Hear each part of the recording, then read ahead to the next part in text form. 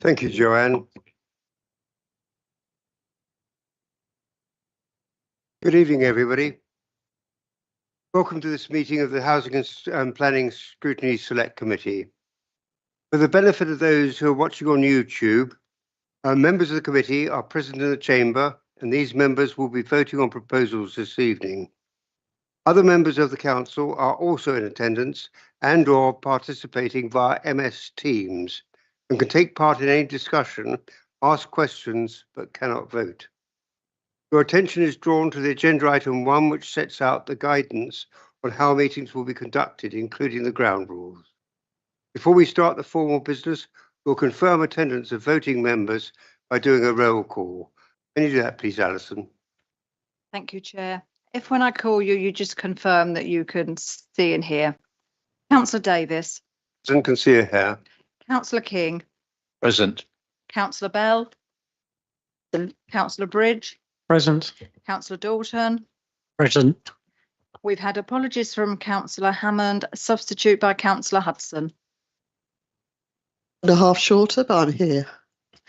Councillor Hickmott. Present. Councillor Hood. Present. Councillor Mehmet. Here. Councillor Oliver. Present. Councillor Palmer. Present. Councillor Roud. And Councillor Thornywell. Present. I can confirm we have 13 voting members in attendance this evening. Thank you, in which case we've done item 2 and done item 3. Any declarations of interest?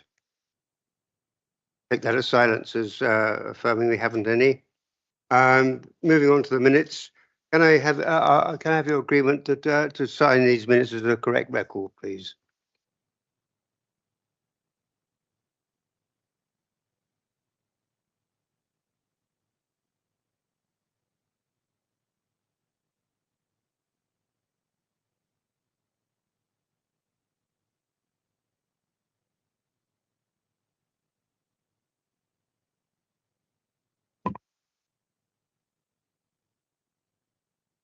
So we just introduce the officers, please. First of all, James. Good evening, members. James Bailey, Head of Planning. And Andy, please. Good evening, members. Andy Turner, Senior Building Control Officer. Finally, Alison, please. Alison Paris, Principal Democratic Services Officer. Thank you. We'll now proceed to item 6, exploring the remit of planning and building control. James, if you can introduce this for us, please. Thank you, Chair. This is a report covering for Hannah Parker. It was a joint report between Hannah in terms of development management and building control between Richard and Andy's here to answer any questions that members may have. This was a sort of report that was requested and sets out sort of the overview of the planning and building control service, the details of who is responsible for providing the planning and building control functions. It explores who is responsible for specifically drainage matters, and you'll also note, members, that there's a supplementary report that deals with sustainable learning drainage systems. So in terms of what the report seeks to look at, it kind of looks at the key issues in terms of planning and building control who are separate in terms of their legislation, and in terms of the remit, one doesn't interfere with the other. And in that context, I mean, if one area of legislation is covered under the Building Act, it shouldn't be replicated on planning and vice versa. So we don't sort of mix the legislations because they're already covered under their own legislative requirement. So in terms of who principally covers the planning function, that's primarily carried out by the local planning authority in terms of determining applications, but obviously you'll be aware that the planning inspector deals with certain applications in development consent orders, and they're dealt with under the Planning Act 2008. And then obviously you've got Secretary of State who's got call-in powers that can deal with convene planning decisions on their own right. But predominantly, I think it's probably about 99% or 98% of applications are they then go to an appeal.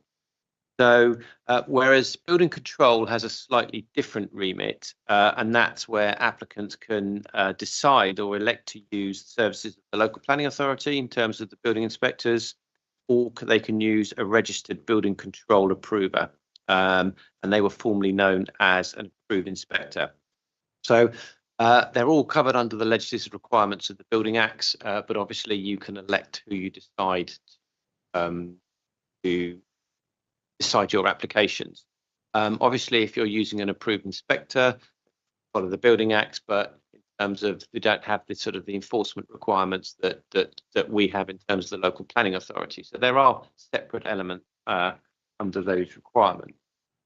In terms of drainage, your report also sets out where planning gets involved in drainage, and you'll notice within the report it also sets out sort of conditions that can be imposed, some recommended conditions that can be imposed under planning applications. And the remit should be that you can only mitigate the impacts of the development, the application that you're considering. You can't look at ameliorating or mitigating existing deficiencies already there. So that's the key parameter in terms of under the Planning Act. You can't seek to solve an existing problem. Mic keeps on dropping off, sorry members. So, I mean, that's the key issue, because we get lots of applications where it's known that there's a deficiency in the system, in the sewage system, but you'll always get officers turning around to say you can only mitigate the impacts of the development. You can't try to mitigate the impacts of an existing system. And then you've got the Building Act, which effectively deals with it in a slightly different way. But again, and that's set out in your report in terms of what the building regulation remit is, and that's set out at 4.23 of your report. And they look at the requirements under Part H1 of the Building Act, where the relevant requirement applies. And effectively, there must be an adequate system for foul sewage drainage disposal. And Andy may go into a bit more detail if you've got any questions on that, and I can deal with any questions in terms of on the planning remit. But what the building and planning acts don't cover is the deficiency of an existing system. They can only deal with connection to the existing sewer system. They can't deal with the deficiency in existing system, and that effectively is covered by the statutory undertaker. Either it can be Southern Water or Affinity, whoever is the statutory undertaker of that effectively network. So we don't have control, both planning and building control don't have control over the deficiencies of that system. And Section 106 of the Water Industry Act also allows a statutory connection to the sewer. So once that, because that provision is there under the Water Industry Act, that effectively prevents building control or stops the elements of building control having any further involvement in that issue. So effectively, it's the main statutory provider that has responsibility for any deficiency in the system.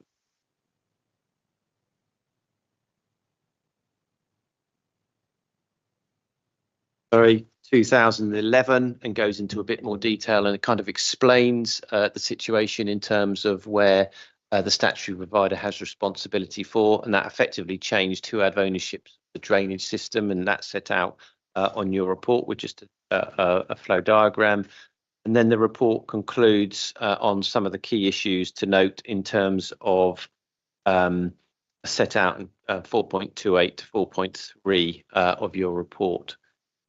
Nothing further to add, Mr. Chairman, and happy to take any questions that members may have on the content of the report. Thank you. Any questions, please? Wendy. Thank you, Chair. I'm afraid you've had to do all this work because of my frustration with a particular application that came before us, where there was definitely a deficiency and the new application was going to exacerbate that deficiency. And I remember you saying to me at the time, we can't deal with that. We've got to let building control deal with that. But we couldn't even give them a heads up that there was a problem already. So how can we do that when we know there's an issue, but we can't stop that particular application going through? Answer from a planning side, and maybe Andy can deal with the building side, because we can only deal with what the relevant legislation says, and all we can do is we can ensure that any proposed development has sufficient capacity in its own right to mitigate its own impact. So that could be in many ways. That could be it could be overnight storage and release, a slow release during night time. There could be all sorts of controls that you could put in place. But what you can't do, you can't deal with the deficiency of the existing system past the development, let's say. So we could, maybe increased invert levels. There could be all sorts of capacity issues that can be almost like a holding position for that in planning terms. So we can ask for how they're going to design the system to ensure that there is sufficient capacity for that development. But outside of that, so we could ask for a drainage strategy or fast foul water strategy to ensure that there is capacity to mitigate the impacts of that. But it will have to stop, following provision of that development. So in planning terms, it wouldn't meet the 6 tests if you try to create mitigation for an existing deficiency. And the planning can't do that because that's not under our legislation. That's effectively under the Water Industries Act by the statutory provider. So maybe if I can ask Andy to deal with the building under the Building Act and how that effectively plays out. Thank you, James. Yes, thank you very much for your question. You're right. Building control effectively has control up to the point of connection to the public sewer. So if an application comes to us and we are looking for the connection details, as James has highlighted, document H1 requires that the development has adequate drainage systems. That's both for foul and surface water. Building control will look at the statutory function and look at all of the technical requirements to that site up to the point of connection to a mains drain, a public sewer. Providing the development issues Section 106 agreement to the statutory undertaker, we are satisfied that has got adequate drainage. Now, as James has alluded, if that current network is either at capacity or over capacity, then that is the responsibility of the sewage undertaker. There may be requirements under Section 104. We have adoption of sewers on site, and again, that will be down to the statutory undertaker to agree that technical and the provision for that system. So, as I say, building control, we can look at the site itself and look at all of the drainage on site until it gets to the point of communication with the public sewer, in which Section 106 comes into play, and the statutory undertaker then obviously will talk to the developer and see what they are happy to do, or if there is any further requirement that they may ask them to provide, but that is not the local authority in discussion with the local authority. Yeah, could I come back?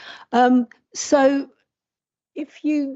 I understand that your responsibility is only for that particular application up to the public sewer. If we know there's an issue and it actually, you could easily put a drain there and they connect to the sewer. So it's the sewer that's the issue. Do you go to the statutory authority and inform them that we're putting yet another application in there that's going to be on a sewer that's already an issue? Currently, no. We would ask the developer to provide us with a Section 106 agreement. That Section 106 agreement is quite, depending on the size of the development, can be quite detailed in what information the developer submits to the statutory undertaker, including flow rates, capacity checks, any CCTV surveys looking at the current status of the drain or the current network, looking at the connection point of where the development will connect to the public sewer. But depending on the size of the development, there can be quite a lot of information that is required when submitting a Section 106 agreement. As far as building control is concerned, once we see sight of that, we will deem it satisfactory So if there is issues with the Section 106 application, that will be between the statutory undertaker and the developer. Bearing in mind, there is a, under the Water Industry Act, there is a legal requirement for the statutory undertaker to allow connection to a public sewer within 100 foot, 30 metres. And they also have a duty to, if the proposed drainage connection is across other land, to requisition that land to affect that connection. So even if it leaves the development site across other ownership site, there is powers within the Water Act that they can requisition land to make that connection. Members, to be clear, Section 106 agreement of the Planning Act is different to Section 106 under the Water Industry Act, just for clarity. Obviously, Water Industry Act is not something that's covered under the Planning Act, as I've said, whereas the 106 agreement is a Section 106 agreement, and that's secure mitigation back to the development in planning terms. Wendy, did you come back? Before you start, Andy, Yeah. You say that Tunbridge and Moorling have 70% of the building control contracts that come through. Is not, although it's legal, having an outside and employing your own building control people like marking your own homework. So, I mean, how stringent would outside people employed by the developer be, and how much do they have to actually, rigorously control and report things? Very good question. Currently, with the current changes to the building control regime, requires all building inspectors, myself and all my colleagues, to be registered building control inspectors. Okay, we're on a national register. We are licensed to practice. Okay, and that goes for all building control. And again, it's depending on what severity of danger it poses, whether there is under Section 77, there could be an element of danger to people in and around a building that is not immediate, but certainly needs attention. And we would obviously investigate any claims, look at what the current state of the building is, and depending on what's failing or what is deemed to be dangerous. And then we have a process in which to basically effectively get those works carried out. Under Section 78, which is more of an immediate emergency piece of legislation, where there's imminent danger to people in and around the building, we can effectively serve notice and get the works immediately done.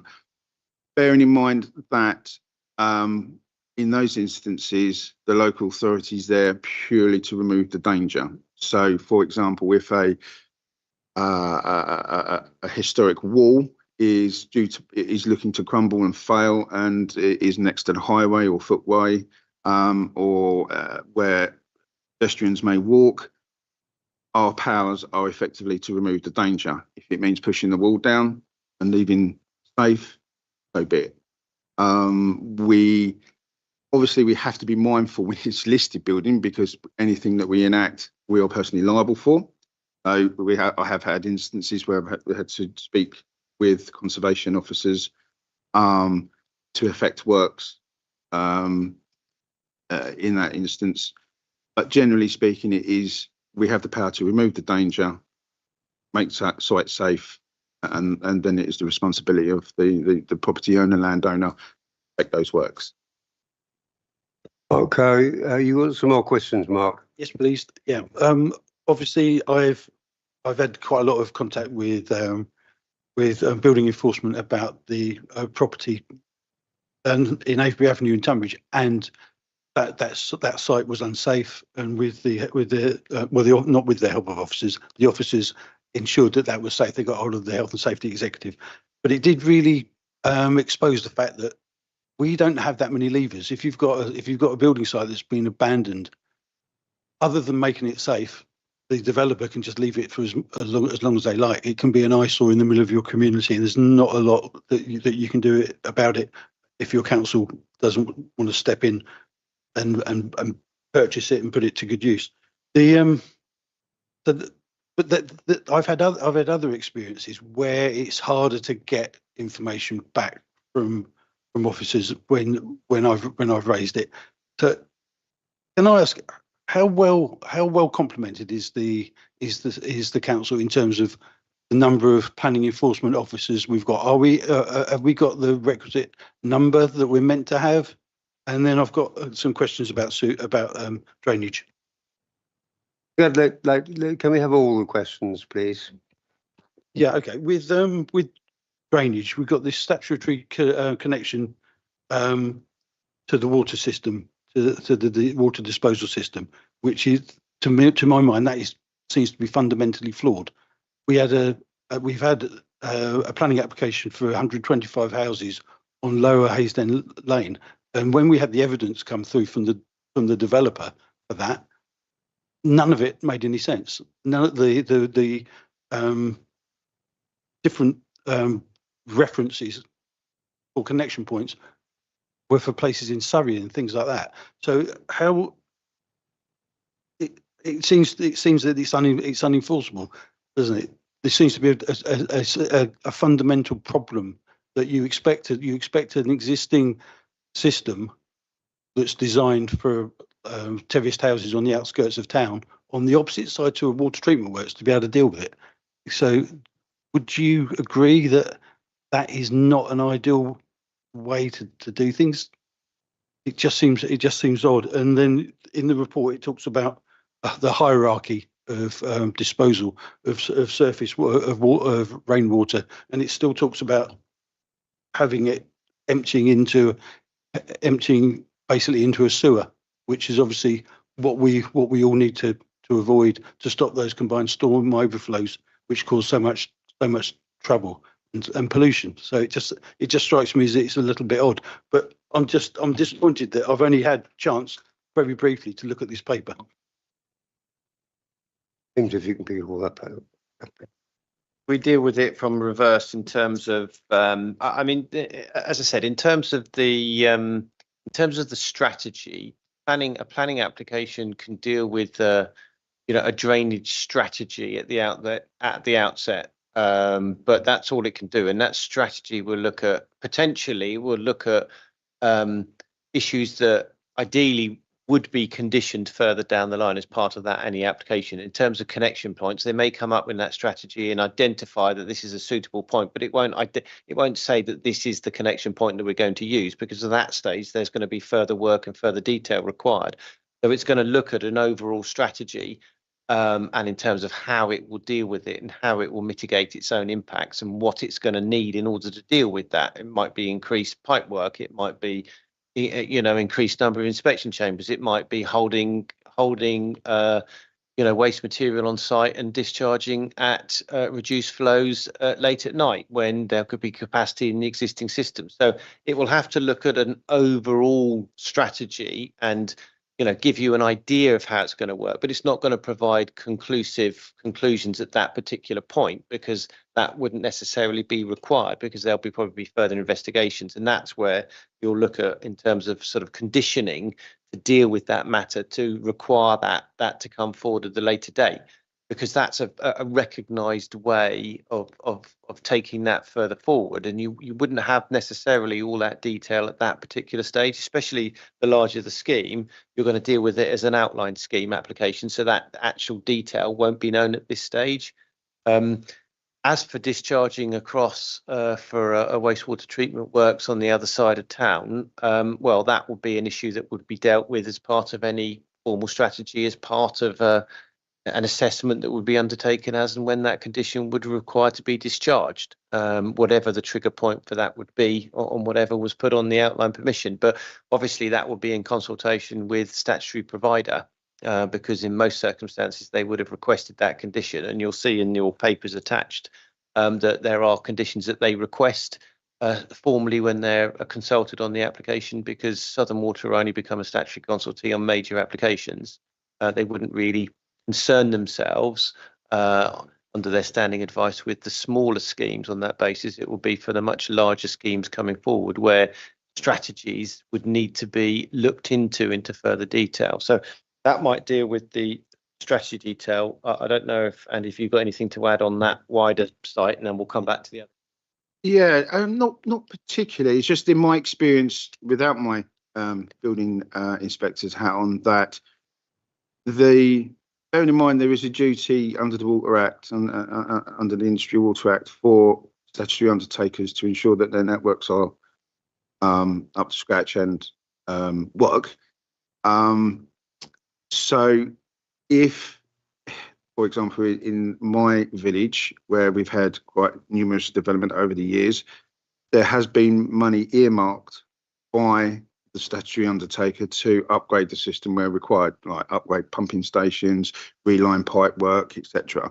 Now, the problem is, certainly in this part of the country, the capacity checks are generally based on, for example, the outflow from the development in terms of purely just foul water. So that's quite a relatively easy calculation to work out X number of houses, X number of bathrooms, average usage per day per person, and you can work out what the flow rates are. The problem being is with the old networks, is especially around here, is water ingress through through groundwater, misconnections, illegal connections historically, which sort of leads on to the next point regarding your surface water comment, is that all of that ends up at the treatment plants, and that is tending to what is starting to fail, and therefore discharging into rivers, etc. So if I'd like to move on to your second point regarding surface water, there is within H3, there is a hierarchy of surface water disposal. Wherever possible, we try and get it back into the ground via soakaway, SUDs, or other infiltration devices. If that's not possible due to ground conditions, then a water course. And when they mean a water course, it needs to be free flowing water course, not just a drainage ditch. It needs to be like a stream or something that is constantly flowing.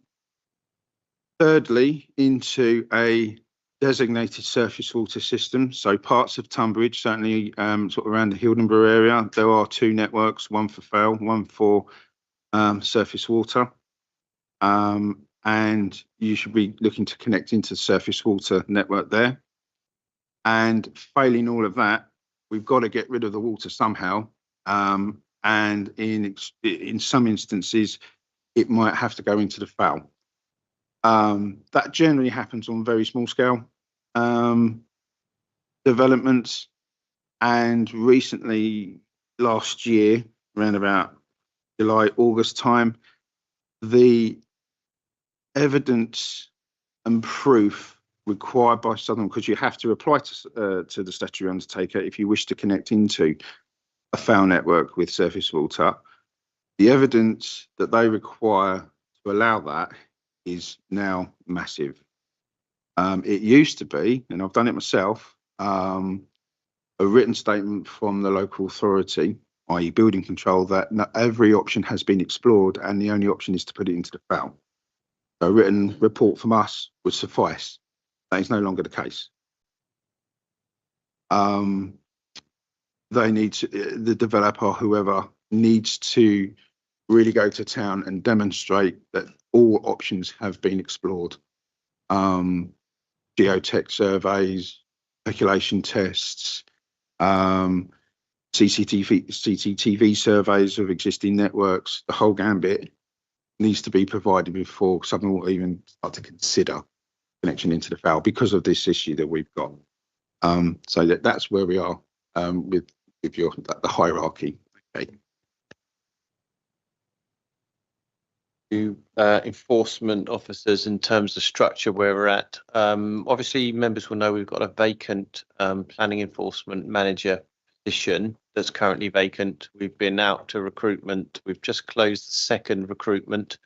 and that was on the basis of an upgraded position up to an M7 position. Members and council agreed that that position should be upgraded to an M7.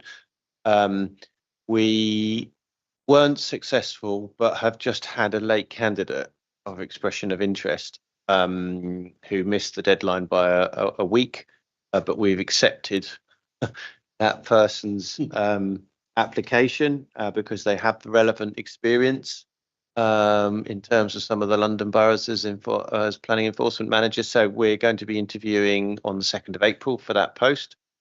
Regarding, we've got Richard Edmonds, who's Senior Planning Enforcement Officer, who's been at the council for quite a considerable period of time. So he's in post. And we also have a current vacant position who the lady left today. She has gone to licensing. So stayed within the council, but that post is currently out for recruitment. And I can't say too much on that, but we've had a lot of interest in that. So it looks quite positive on that basis. I think last time we looked, there were 6 applicants. We've still got another week and a half for it to run.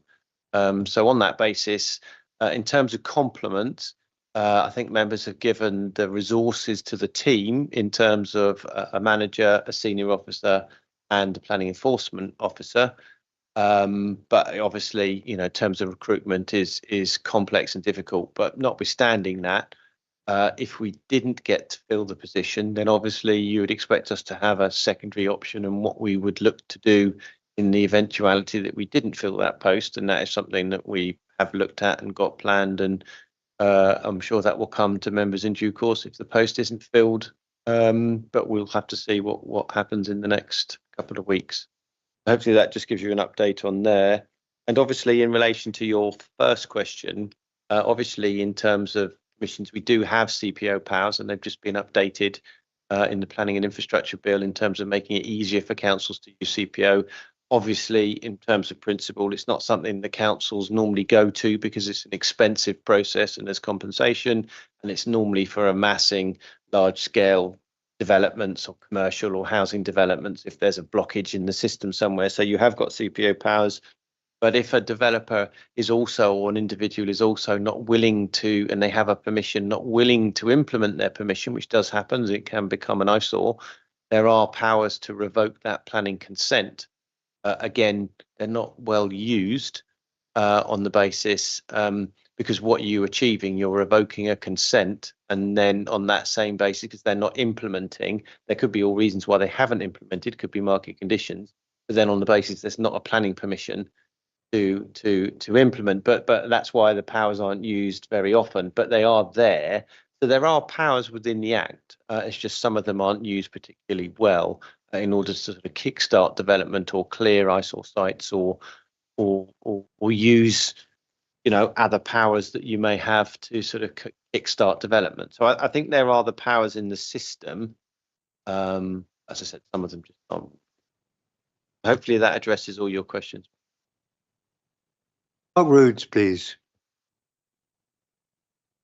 Chairman, thanks. I am not a member of your committee. Can I just ask a couple of questions to clear something up? Let's just say 1989. In 1989, am I right in saying that the drainage company were responsible for all the drains outside your house in the road? And then there was an act passed, and the householder was then responsible for it.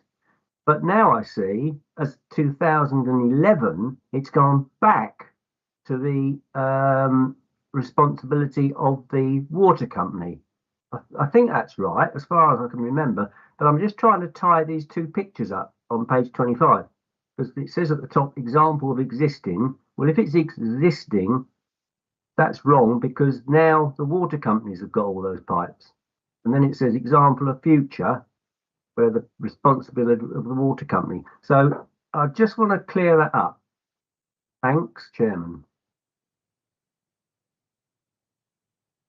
Yeah, no problems, no problems. Yes, it is a bit misleading. This information was and is still current when the 2011 Private Sewer and Drainage Act came into effect. So prior to that, you are correct that the drainage that led from private individual dwellings into what we call a lateral drain. So on that first example, you'll see the drain running across the back of the properties.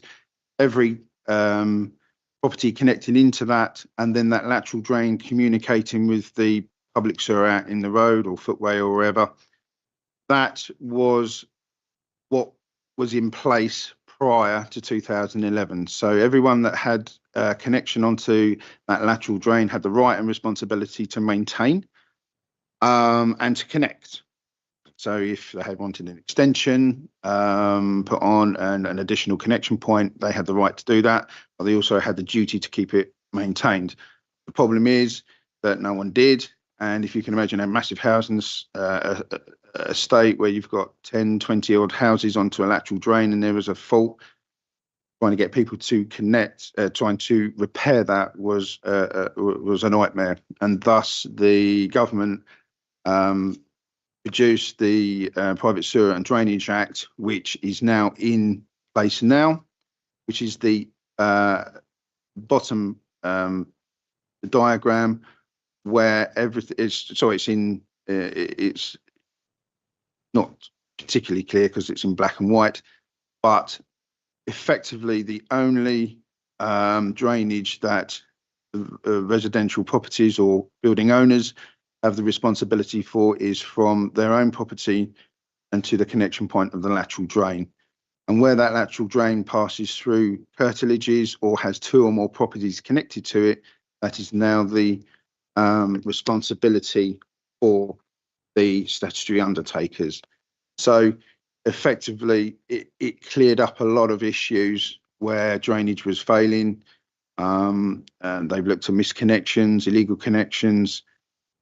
Unfortunately, as you can imagine, historic housing estates, the statutory undertakers do not have any maps or details of what they've taken on. And slowly, as development is coming forward, so for an example, where a residential property has an extension built and may be within 3 meters of a lateral drain, which is now a shared drain, a build over agreement is required by the statutory undertaker, which is starting to put together a more holistic map of all of the drainage that they are now responsible for. But in most instances, they have no idea what they've got until either the drain is at fault, people start flooding, blockages, etc., and then they come out, CCTV, survey it, and start to build up this network of maps. But as it stands, yeah, it's very disjointed. I hope that answers your question. Thank you, Chairman. Thank you. Dennis, please. Thank you, Chair. This isn't my point, but it's just really to address something that Mark was talking about. Regarding my recollection, regarding the site in Brook Street, it was 125 houses, but could have been a lot more, but it was limited because of the proximity to the Medway. Also, I sit on the Upper Medway Internal Drainage Board, and they are a statutory consultee in that particular case, and they conducted a review of the developer's drainage plan and signed off on that, primarily on the basis that the Medway was a major source of drainage for that site, and it was notarized by the board as such. So that's the process that's been followed, and that was the expert advice that was taken. So that was my 2 pence that I can add. The point I wanted to make, and if I can just check, does building control have 30% or 70% of the business?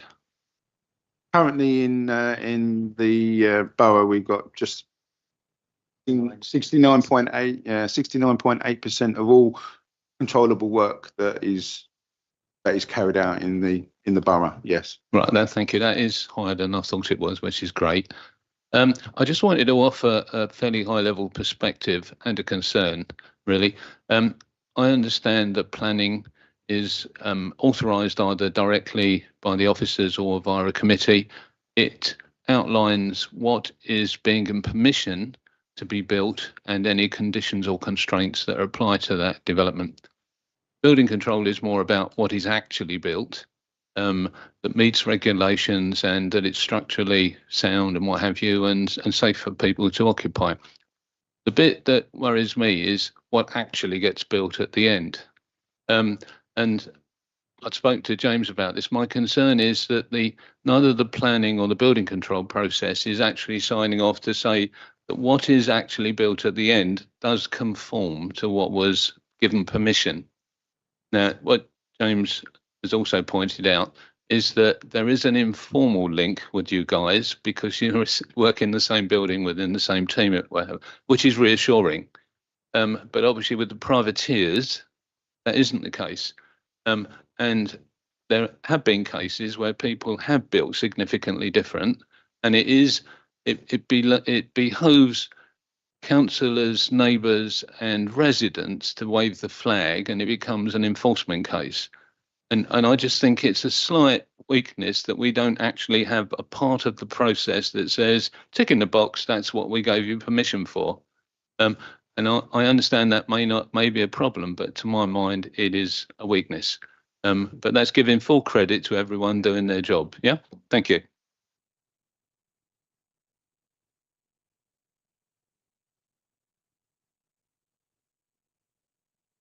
I'm not going to sort of, I mean, obviously I've had a discussion with Dennis on this point about a couple of particular cases.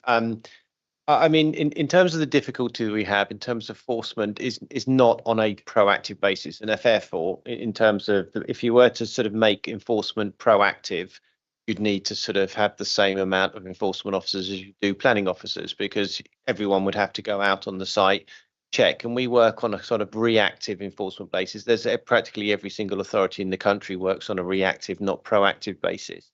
Whilst would we like it to be more proactive? I think, of course, we would do, but we have to look at resources that we have, and enforcement is a discretionary service. So it's down to the local authority to decide how they wish to resource a discretionary service, because the only requirement under the Planning Act is for us to investigate.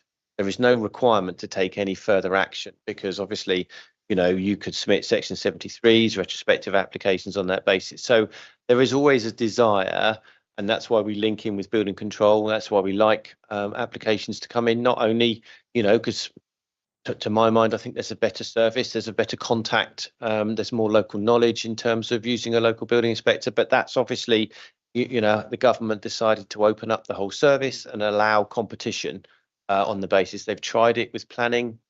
Didn't go down that way, but you never know what will happen in the future. But that's where we've got to, and sort of, you know, I personally think members have resourced our enforcement team to a good level for the size of authority we've got in terms of enforcement manager, senior officer, and a planning enforcement officer. And you know, I feel that we do react when we get notified by members of the public, but we do rely on the public members, officers who may visit the site, who may have known about the scheme, and also our building control colleagues to pull up those issues. And where we know they haven't been built in accordance, then we will raise that as a particular matter. But I accept it's a challenging area, but one that a lot of councils decide, okay, this is what I'm going to provide because it's a discretionary function. And it depends what importance and what level you place on enforcement and adherence to planning conditions and matters. But I think, in my view, that this authority makes the right balance and the resources it's put into, because it has put a lot of resources into enforcement.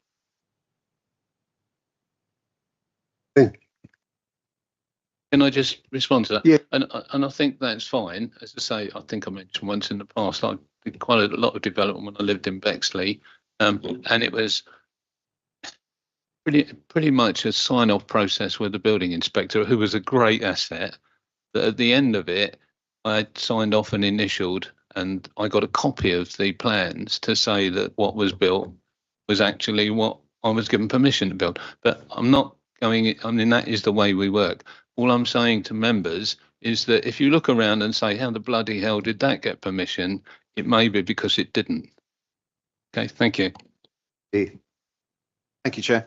I appreciate what you're saying, and yes, we do try and work quite closely informally with our colleagues in planning, myself and my colleagues, when we're on site and we get asked questions or we are made aware of changes to design, materials, sizes, etc., or additions for windows and things like that.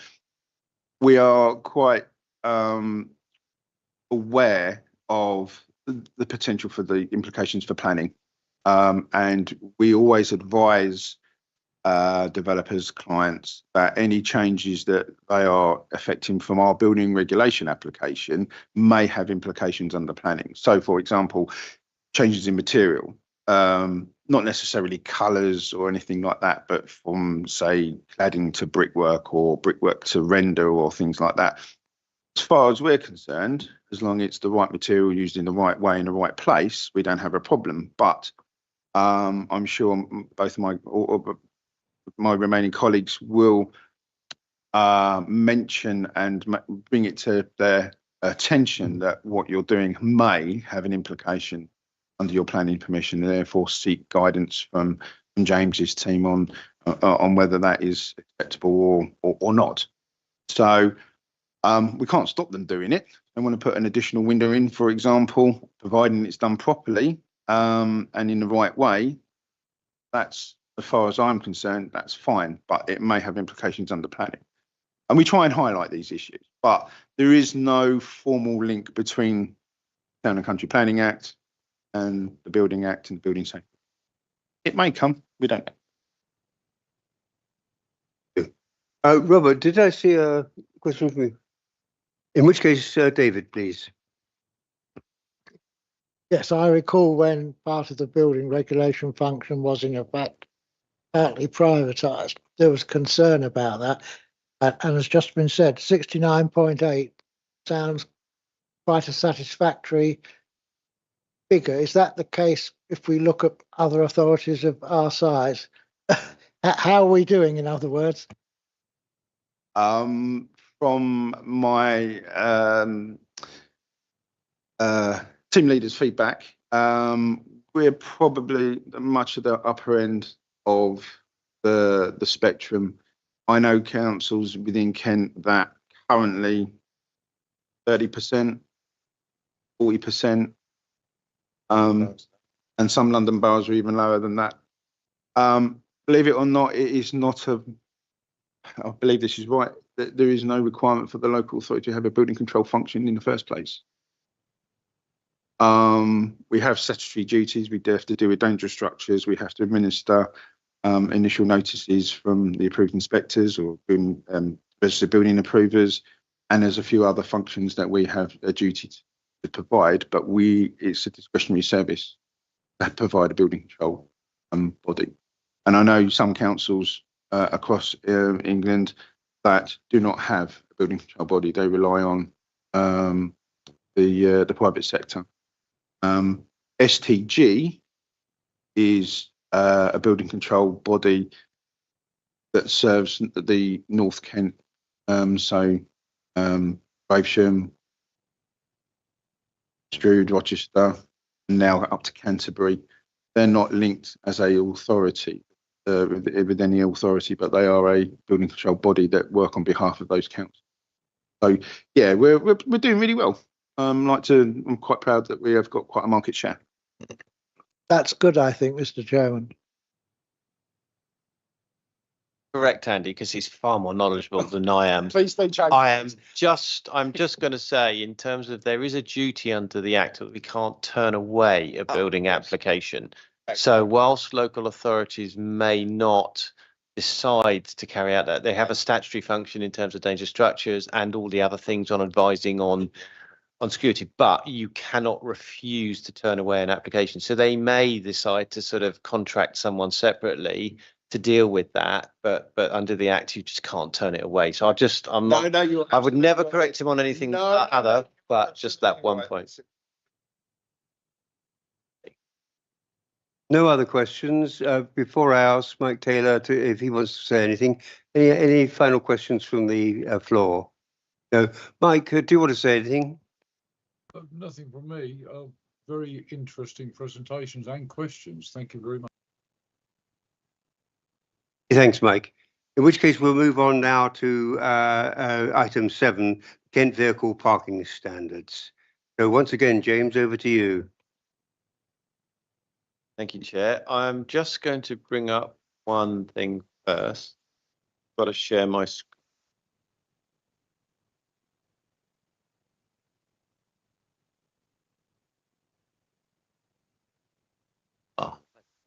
Right. Okay. Thank you, members. So in terms of the report, and obviously members who sit on the area planning committees will also know, as most of you do, will also know that officers are now referring to the updated Kent vehicle parking standards in the reports because they have been adopted, as you can see on your screen here, as supplementary guidance parking standards under the Kent Design Guide. Because this is all under the umbrella of the Kent Design Guide. So members want to review that. It's obviously under the KCC Kent Design Guide, which is now an electronic version. We used to, if you remember in the olden days, have paper copies of that. So it's now all electronic version. And obviously within the reports, you can see effectively where it's set out, and there's the supplementary guide and parking standards. So this report effectively sets that out, and Annex A attached to your papers is a copy of that supplementary guidance.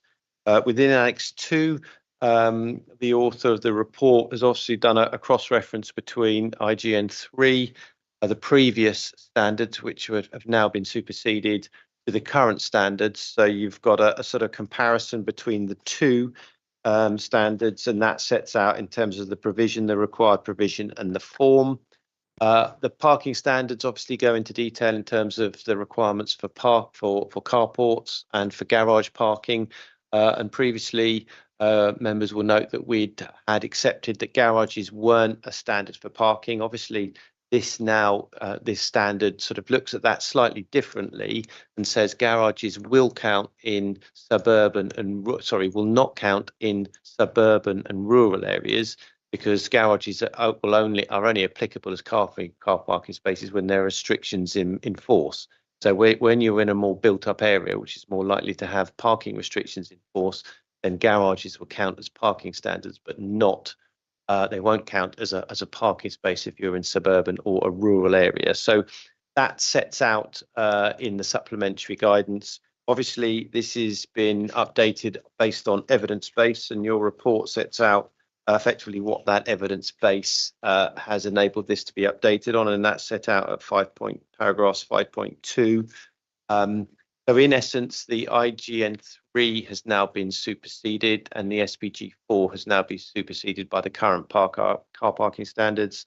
This is a report for noting only, because there's no requirement to adopt it for development management purposes, because it's already a material planning consideration by virtue of being adopted in terms of the Kent design and being approved by KCC on that basis. So we haven't brought this forward to H&P for adoption purposes as the development management purposes, because we don't see there's a requirement to do that, because it already carries weight in the decision making process. That's Chairman. So that's just handed over to you for any questions on parking standards. Thank you. Wendy, please. Thank you, Chair. Page 61 of Annex A, it says the residential car parking standards. It's the number of vehicles supposedly allocated for each size of property. In my head, I know it's a stupid number, which is probably why I remembered it. It's 1.5 per. So this is now 2, right? Okay, because okay, so 2, yeah. Sorry, I just wanted to check. It's easier to see it online because it's in colour, but if you look at the Annex 2, I think Annex 2. If you look at the appendix, which is either Appendix 2 or Appendix B, they've called it. There is Appendix B. Then you can see in red the difference between the old and the new, and then you'll see it was 1.5 in red, and now it's gone to 2. So you'll see the comparisons between the two standards. So it's just something we did for members to see an easy cross-reference in terms of where the standards have changed. Any more questions? Roger. Thank you, Mr. Chairman. All I can say, I'm absolutely delighted with these new parking regulations, especially in the rural areas like our ward. I think IGN 3 was outdated 20 odd years ago, and finally someone has listened and brought it up to date in this report.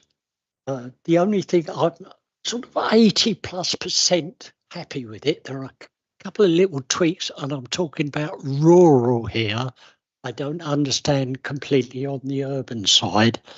But what I also would like to see, I believe government are considering parking on pavements. And it stood out in one of our villages where we were at a council meeting, and I took my 2 colleagues home just after midnight, and going down one particular road in Walden, it was like going through a chicane. They've got sort of rear parking spaces, never ever used. And I think when we do an application, we've got to seriously look at these out of the way parking areas, especially in the rural areas, because they're not used. People are scared to leave their cars there. But as I say, the actual report, I think, is a huge step forward. And there are a couple of things that I would like to see adjusted. But apart from that, I'm really pleased with this report, and whoever wrote it, I'd like to personally thank him very much for it. Thank you. Yeah, thank you very much, Chair. Yeah, I think this is a distinct improvement on what we had before. I think it also addresses the increase in vehicle size as well. So all of the actual dimensions of the spaces have all increased because of what they call auto obesity, which is one of my favourite phrases. But I think it's a much improved version to IGN 3.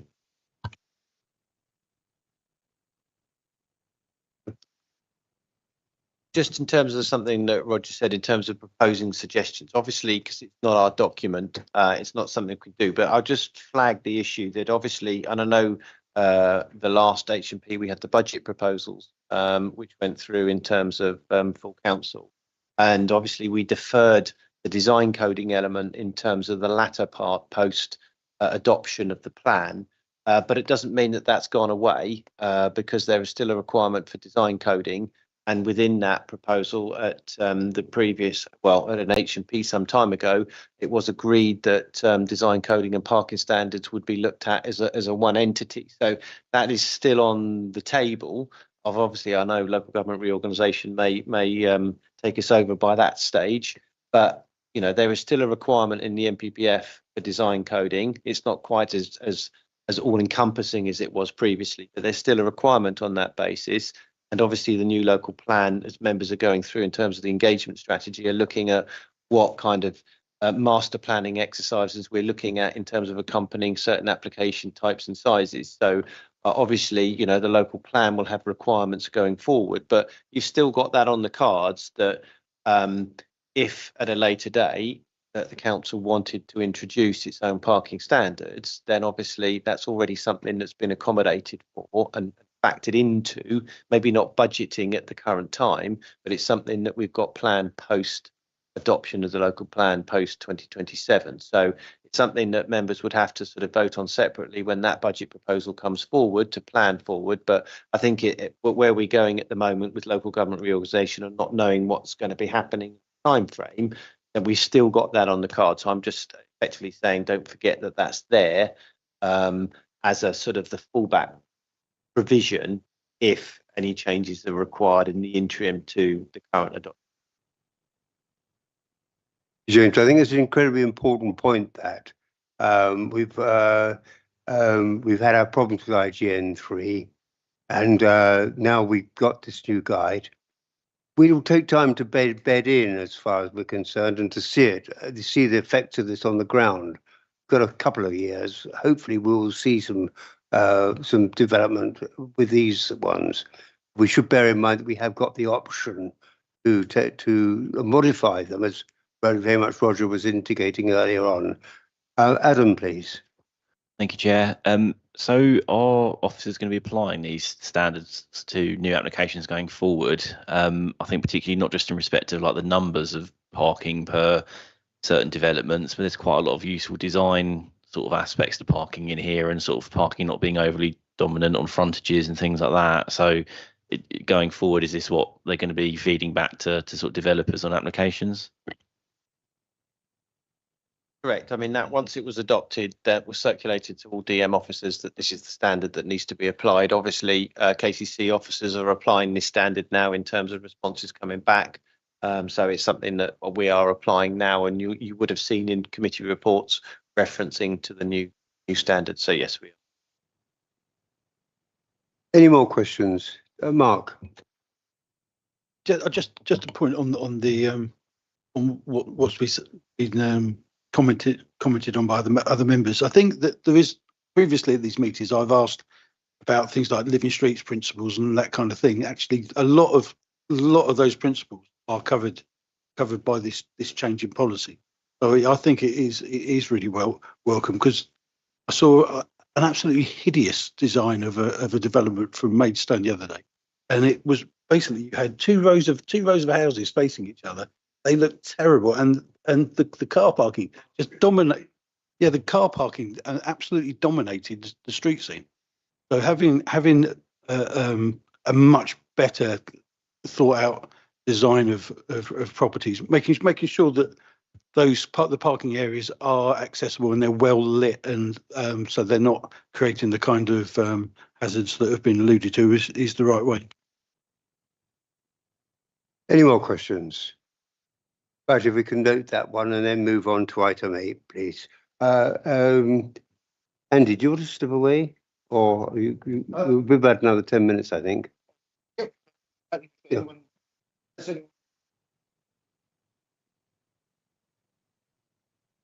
Okay, thank you very much. Thank you very much indeed, Andy.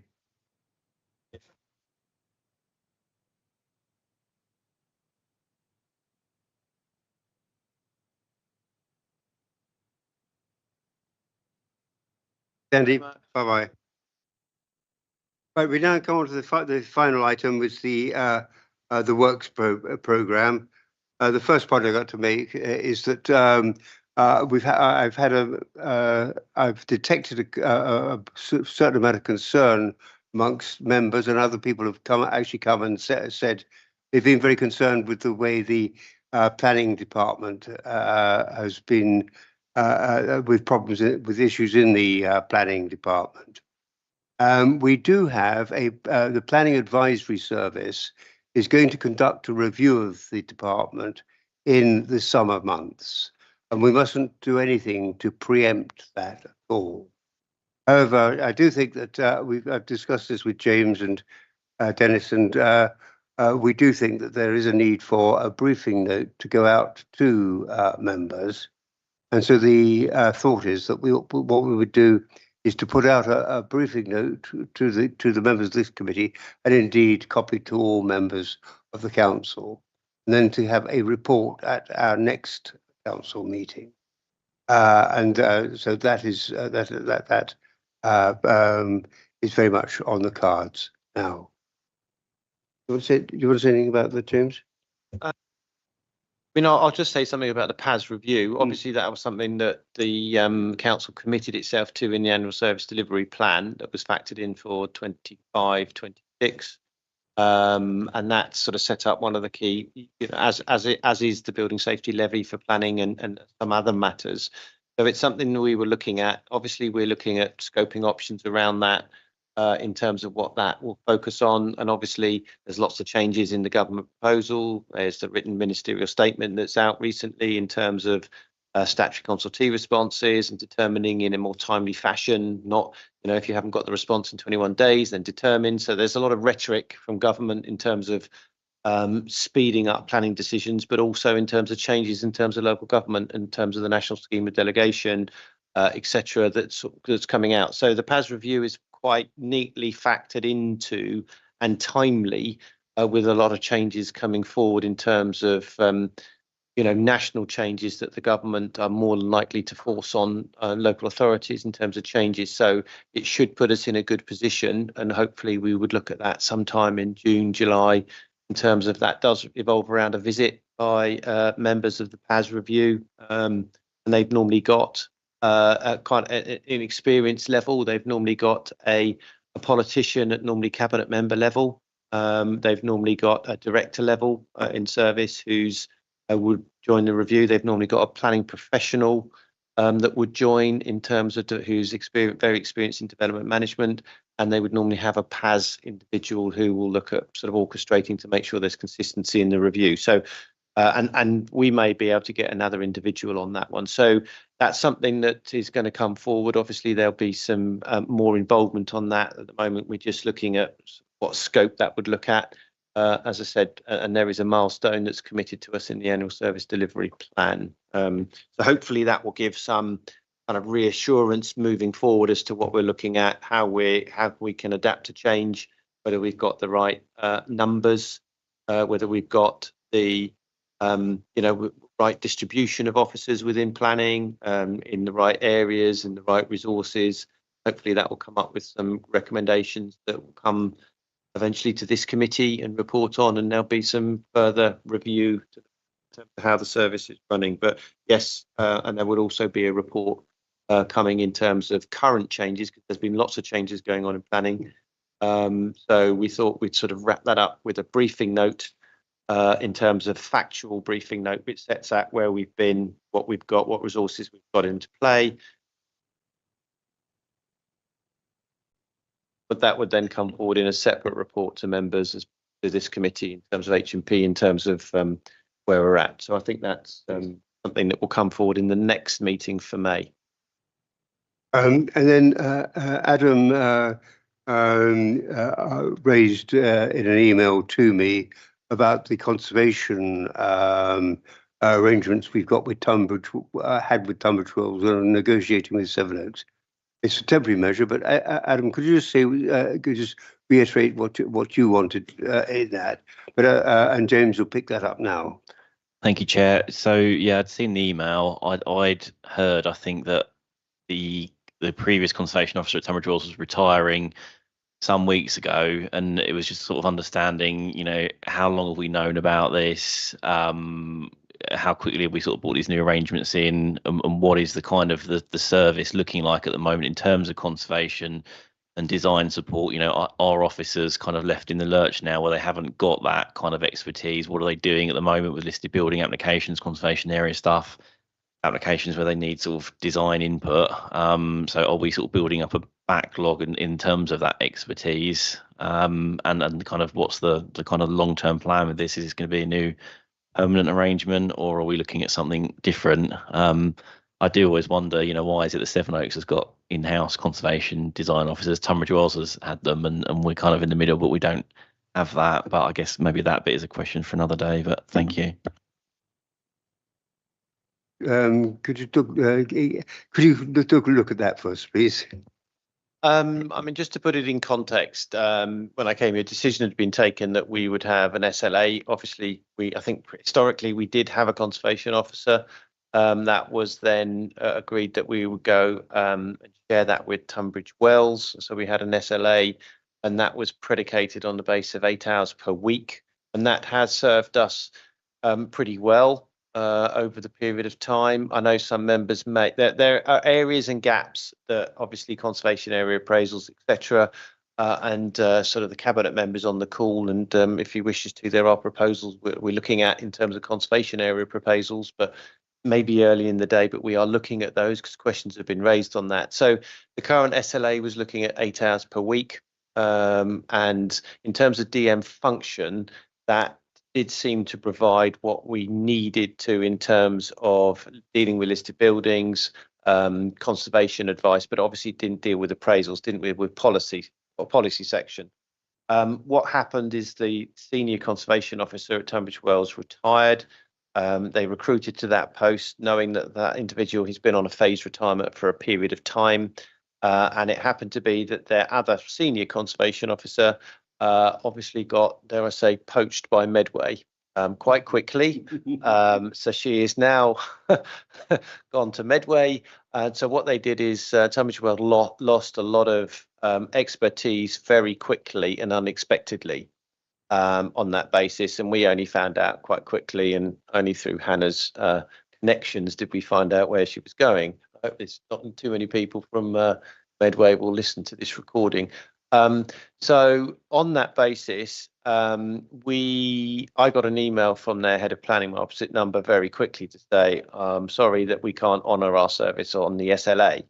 And I got that very late in the day on the basis of, and it was mainly because it happened to be that the person they've appointed is someone who we had here as one of our planning officers who had a conservation degree. So she's gone off to Tunbridge Wells, pick up their senior officer post, and obviously their senior officer's gone to Medway. So it landed them in a particular position that they've lost a lot of knowledge in Tunbridge Wells. So what they didn't do is they didn't have the capacity. It's going to take them a lot longer to process applications. And obviously, first and foremost, Tunbridge Wells before Tunbridge and Morling. So we've been having discussions with Sevenoaks, very early discussions about local government reorganisation, what that looks like, resources that Sevenoaks have. They've got 4 conservation officers.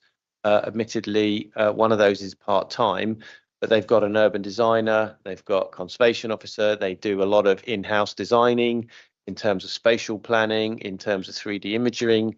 They got some grants for, so they've invested a huge sum of money at their request of members into the service. And obviously that means that it's not for me to say is it sustainable in the medium term, so that's for someone else. But obviously Sevenoaks have been reaching out to look at can they share this conservation advice, because obviously they built an exceptionally good team up that they, I'm assuming, would like to keep intact with local government reorganisation and with the government and everyone else looking at how we can share, have we got services and departments that we can share across other authorities? It makes sense for us to have initial discussions.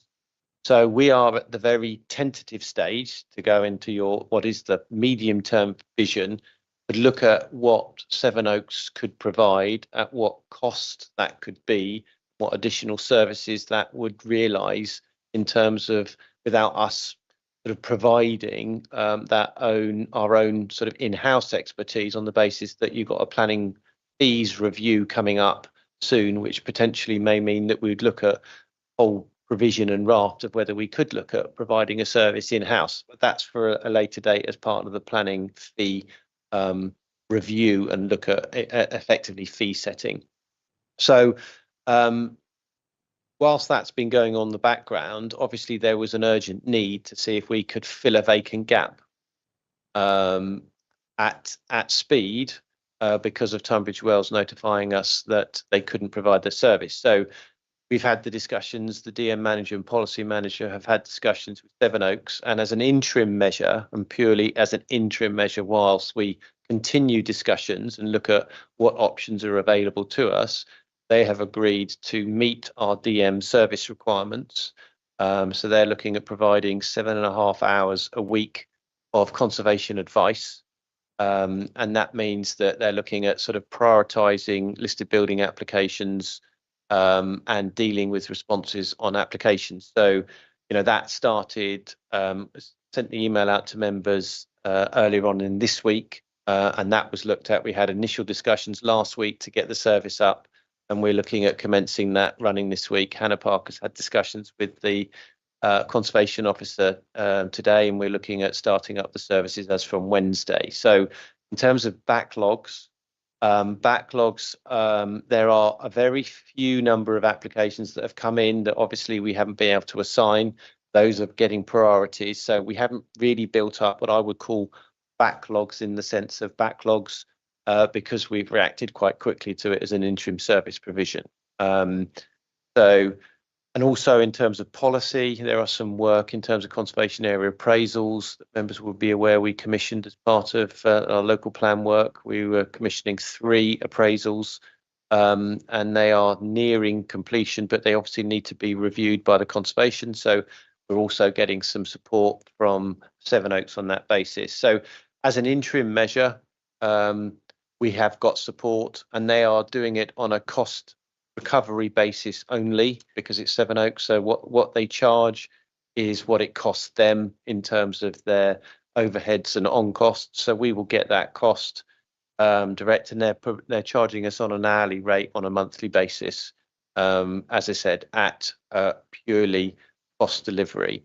So I think that's the best option that we've got as it stands. And as I said, we're reviewing current options to take us forward on what a bigger conservation advice service looks like and whether they could meet that demand and or whether that would require additional resources that we could put into, but maybe it sits within Sevenoaks. So all those discussions are ongoing, as you'd expect us to have those discussions. And then once we get to a certain point, we'll come to members when there's some further information that we can provide you in terms of costings, needs, budgets, etc.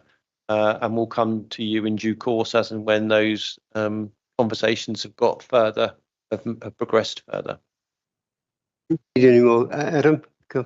David, very briefly, could I just ask, so with this service level agreement, I mean, like a contract, an agreement between 2 organisations, and they just sort of pulled the rug out under our feet, what are the sort of financial costs of implications for that? And then just obviously, when Debbie and Mark were here in the service level agreement, they were also providing urban design advice. And I think, you know, we're shrinking the hours, it's focusing on the key priority conservation cases, and I do worry that we have a skills gap with urban design, and the service level agreement, even the interim arrangements for Sevenoaks aren't really going to cover that. But look, I think, as you said, there's other stuff going on and it's being looked at in the round, but maybe part of the PAS review and when the fees increase, this can be looked at a bit more closely. But I think it's definitely something we need to kind of think about in the sort of more medium long term. Thank you.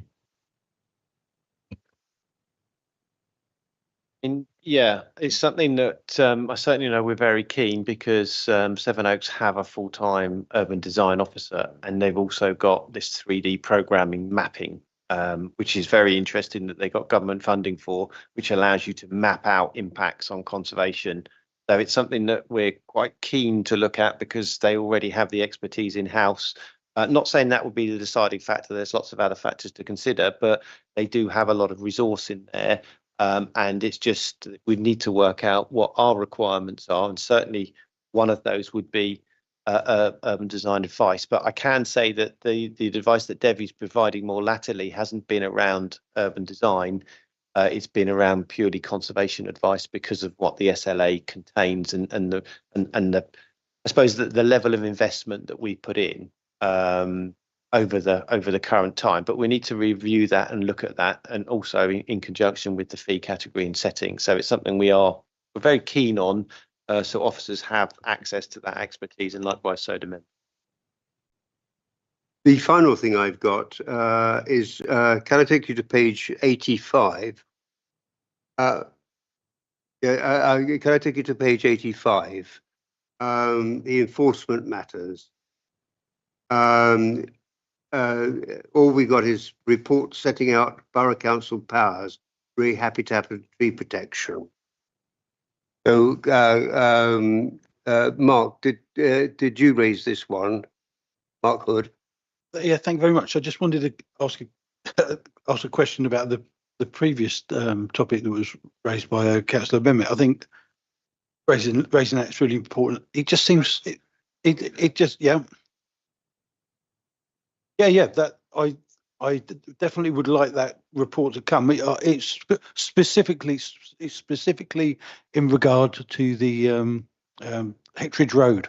We had a huge area of woodland which was cut back, and that seems to be the remedial work seems to be underway. But I think it would be really useful for members to have a report to explain how that has been resolved and all the issues around that. But Could I ask, with the chair's agreement, that Mark, that you set out, because what I want to do is give clarity to the officer who's writing the report. And when I was going through this with the chairman, we were just trying to sort of work out exactly want to make sure that a report that comes for this committee and obviously has the detail in it that you want to see in it. So could I ask that you send exactly what you'd like to see in that report under that heading, and then could Chairman then agree, Chairman, Vice Chair, and just agree it on that basis, and then gives clarity to what I can instruct the officer to do, if that's okay. yeah, I'll be more than happy to do that. Okay. With the business with the enforcement. Sorry. Please.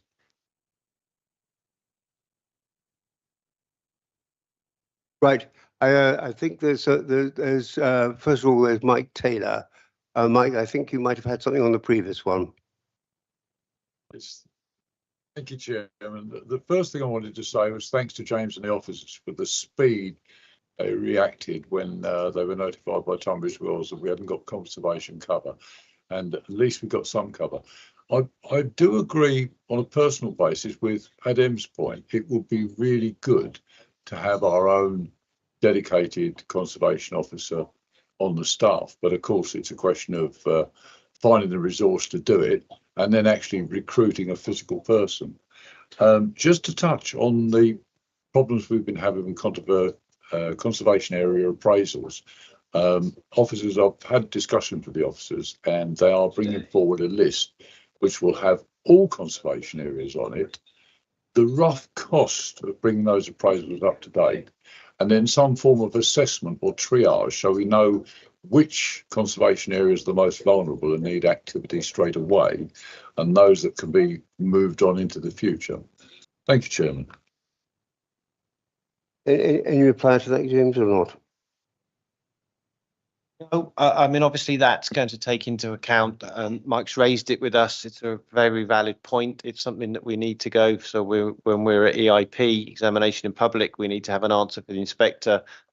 Our conservation areas are aged, but obviously we should be directing resources at areas where most growth is going to occur. So, and obviously until we develop the spatial strategy up to a point, then obviously that triaging and the knowledge where we should concentrate needs to be factored. So we have said to Mike, if we, we'll come up in a strategy once the spatial strategy elements are known, then obviously we come forward with in terms of how the conservation area appraisals and the triaging in terms of officer recommendation, and then that'll come to members for final sign off, because obviously we realise there is a requirement to do that, but we should really do it on basis of need, and that should be where the spatial strategy ends up putting most of the growth, and that's where the appraisals are going to be most valuable.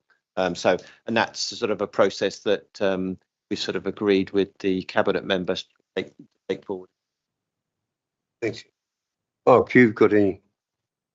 Just wanted, I was going to echo what Mike has said and what Adem has said about the conservation officer. It's kind of odd that Sevenoaks should have 4 officers, but is it in some kind of proportion to the fact that they've got, is it 7 castles, which is I think that's just greedy.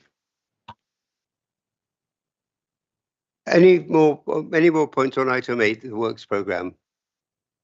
No, in which case that is finished. We have no urgent items and no things that we need to go to in private. So I close the meeting at 9:01. All very much indeed for your presence, and James and Alison, thank you very much. Good night all.